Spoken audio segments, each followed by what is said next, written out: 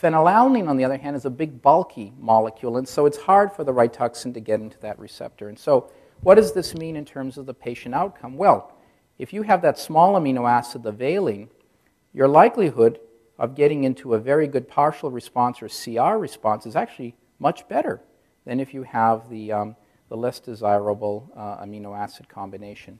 And this is actually now available as a clinical test. In fact, it's FDA approved. And you as an individual could certainly go and look and see what your genomics might end up showing in terms of your likelihood to respond to Rituxan. Now, good news here too is on its way, because we and others have been working on new antibodies that can actually overcome this handicap and make antibodies that can actually fit together, no matter what the actual underlying genomic predisposition might be. And so let me tell you a little bit about this new molecule called GA101. It's a new CD20-directed antibody. It binds to the same site as Rituxan does, and it's actually been developed now by Genentech and Roche Pharmaceuticals that also make rituximab. And so there have been a couple of interesting modifications to this new rituximab, if you will.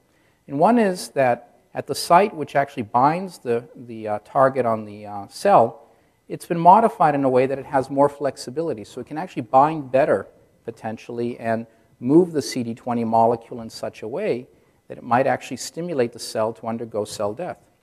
And the other more critical feature is that the part that actually binds to the immune cells has been modified. And the way it was modified was that most proteins have sugar attached to them. It's just the way nature makes things.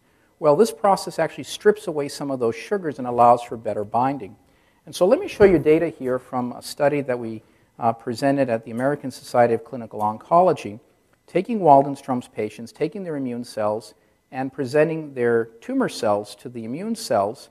And we had typed those patients. We knew in advance whether they were the VV, the good phenotype, or FF, phenylalanine, the bad phenotype. And what you can see here is a typical result. You add GA101, compare it to Rituxan, and there is an improvement, but it's not as dramatic as you see an uptick in killing of these cells as when you use the patient cells that have the bad polymorphism or the phenylalanine. And so this gives us hope that we now have an antibody that can overcome this particular limitation.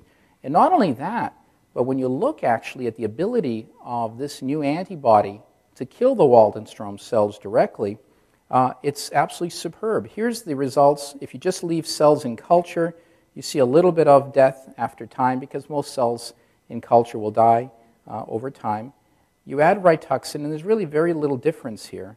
But here's GA101. Just look at the marked uptick in cell killing. And so that's why we're excited about this molecule. We hope to actually have it in clinical trial sometime in the near future. The best estimate that I can give you right now, based on the meetings I just had in Switzerland, will probably be either the end of 2012 or beginning of 2013. So we have just a little bit more time that we need to wait until these studies end up passing enough hurdles that they can make it now available to the Waldenstrom's population. Now, one of the perennial questions that comes up at these meetings is the role of maintenance therapy in Waldenstrom's. And I can't tell you how many debates I sat through at various workshops, and at the end of the day, we would say we have no data. And that's how we would adjourn our meetings. And so, to be quite frank, we still don't have a prospective study, one that actually examined these effects prospectively. But we now have a study that actually looks retrospectively to see what the impact of maintenance therapy is on patients who achieved a response with Rituxan and then either were observed or went on and received maintenance rituximab therapy. And it's a fairly large population, almost 250 patients that we saw at our institution. This is a study that we just published in the British Journal of Hematology. And whether the patients had therapy before or not, but were Rituxan naive, meaning they never saw Rituxan, and then went on and got maintenance, their progression-free survival was much longer. In fact, it was about 56 months compared to 29 months for those individuals that did not receive maintenance therapy. So, looking at this particular data, the use of maintenance looks quite appealing. Now, nothing in life is free.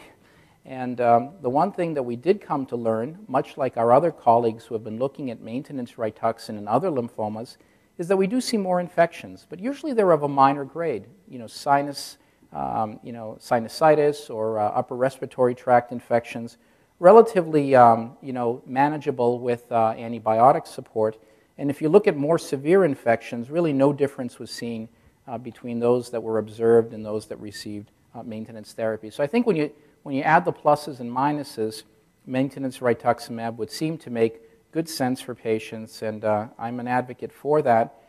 We still do need a couple of questions answered, which is what's the best way to give it? What's the right schedule?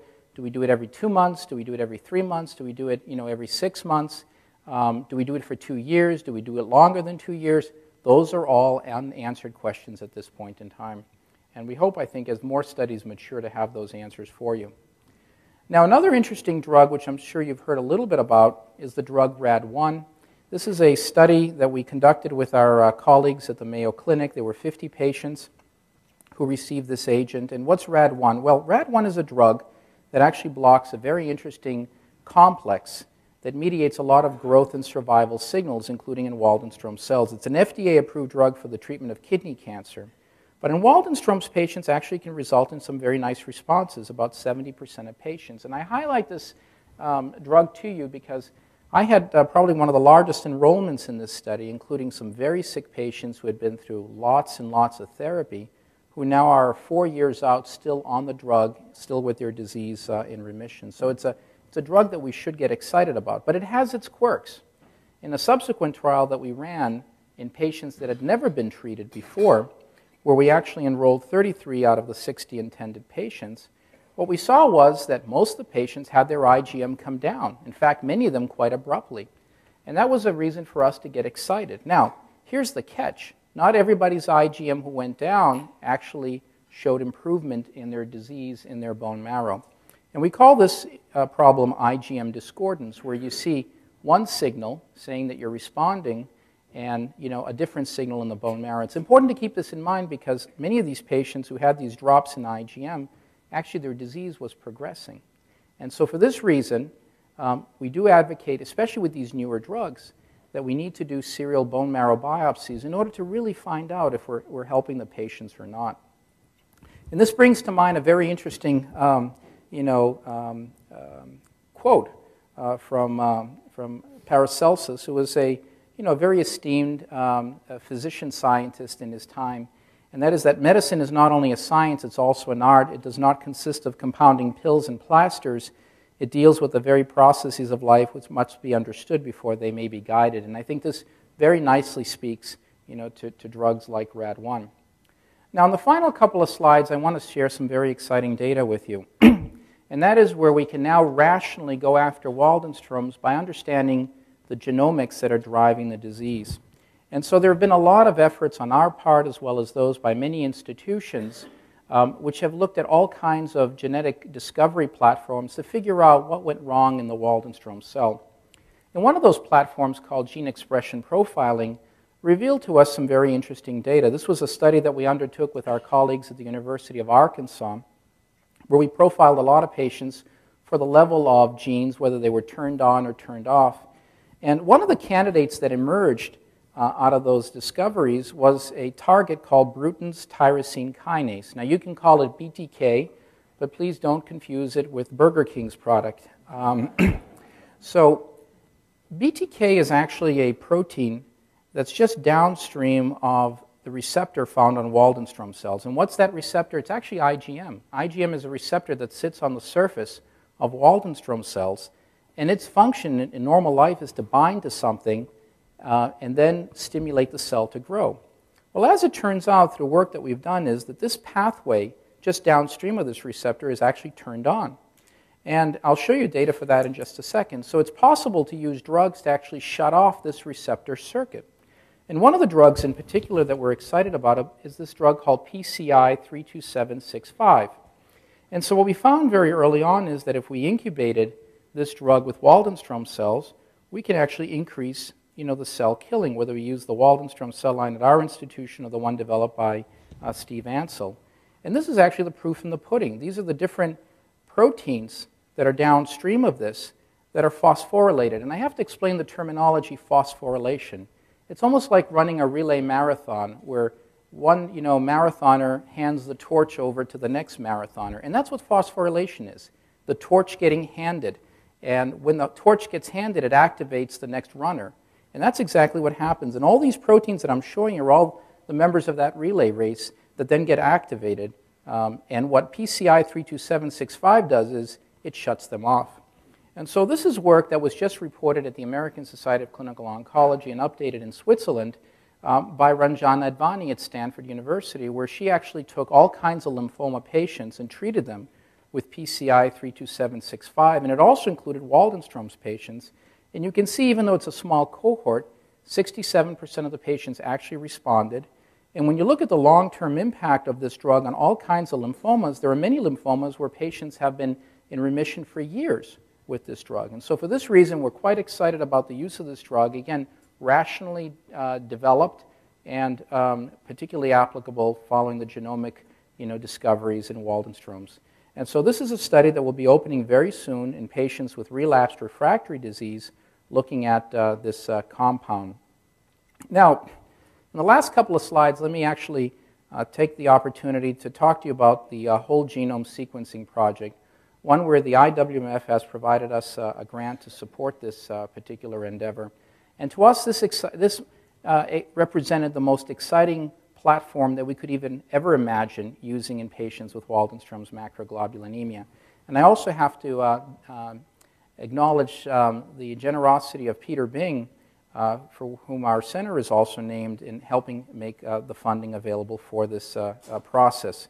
And so what happens with whole genome discovery is that we actually get to sequence every single DNA molecule in a Waldenstrom cell, something that we haven't been able to do before. And many of you will recognize when the Human Genome Project was started, it cost $5 billion to sequence one patient. Well, of course, that's beyond the reach of most of us. And so as time has gone on, the discovery platforms have become cheaper and cheaper. And so as a result, these days you can actually sequence patients on average for about $10,000 per genome. And so what we end up doing here is we actually take all the DNA from an individual, and we end up sequencing this out. We cut them up into little ribbons. We sequence out all those little ribbons because you just can't sequence straight out the entire chromosome.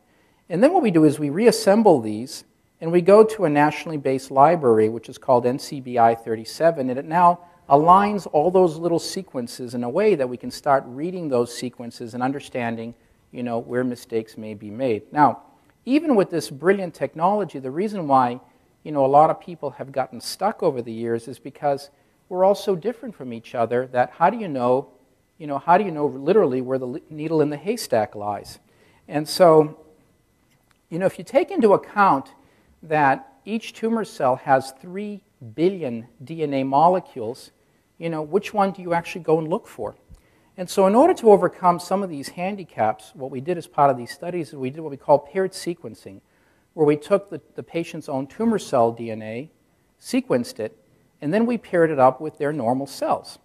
And that way we could actually line everything up and look for where that one little mistake may have occurred. And so let me, with great fanfare and excitement, share with you, the preliminary results of this study. We're using very complicated algorithms which allow us to actually not only go through and look at the differences, but then validate it against known libraries to see if these mistakes are real or not.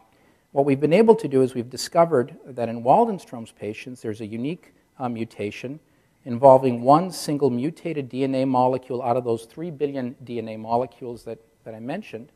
But importantly, it's a highly recurrent mutation, which was found in the tumor cells, but not the Waldenstrom cells, in 90% of the Waldenstrom's patients.